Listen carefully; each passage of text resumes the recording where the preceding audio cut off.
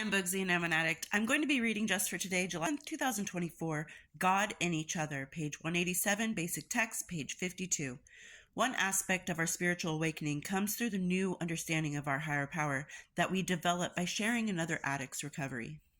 We have often heard it said that we often see God most clearly in one another. We see the truth of this when we practice our 12th step. When we carry the recovery message to another addict, we sense the presence of a power greater than ourselves. And as we watch the message take hold, we realize something else. It's the message that brings recovery, not the messenger. A higher power, not our own power, is the source of the change that begins when we carry the message to still suffering addicts. As the message does its work transforming the life of another addict, we see a higher power in action. We watch as acceptance and hope replace denial and despair. Before our very eyes, the traces of honesty, open-mindedness, and willingness begin to appear. Something's happening inside this person, something bigger and more powerful than either of us. We're watching the God we've come to understand at work in someone's life.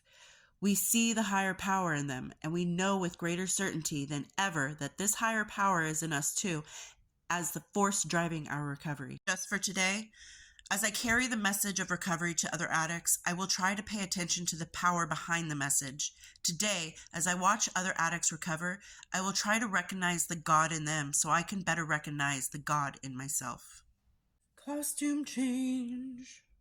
Okay, so whoever your God of your understanding is, whether you call it God or call it fate, it's awesome to see other people living in recovery. And some people may have very similar stories to yours, and you look at that and you're like, wow, it took them a long time to get to recovery and it got me here this quick.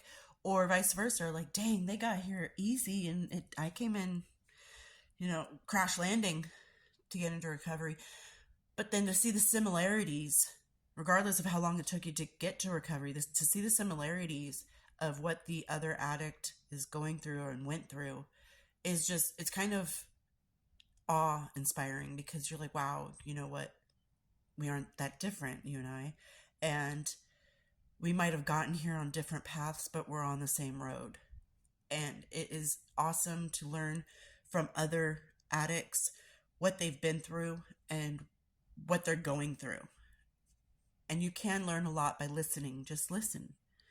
Listen and actually comprehend what people are trying to say about their recovery and about where they came from. And it will help you to understand your recovery and why maybe it took you so long to get there, or why it was so easy for you. Maybe you're just like, you could see something that they didn't see, or they saw something that you didn't see. And it's all a learning experience, and everybody's there to support you. And everybody's there to root you on, to keep on that road to recovery. When people are sitting there and just casually be like, yeah, so I have like 6 months and 12 days right now, people just start clapping. Woo! Yeah, I've only been sober for 12 days now. And woo!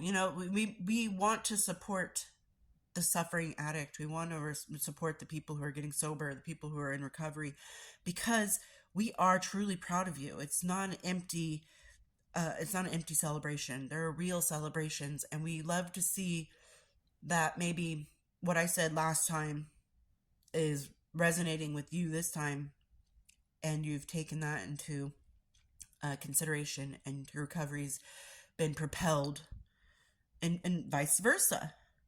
Something that you've said to me one time in a meeting, I might take into consideration and start to implement into my life. And I'm like, wow, that's a good idea.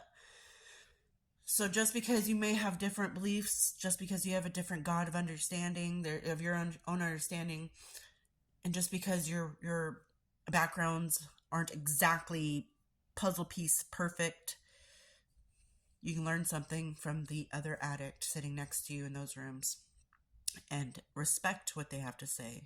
You don't have to necessarily be BFFs with them or really even like them, but respect is something that goes a long way in recovery. And I'm going to get out of here. I don't feel good. You might be able to tell I'm a little congested, but I hope everyone's doing well out there, and I'll talk to you later. Bye.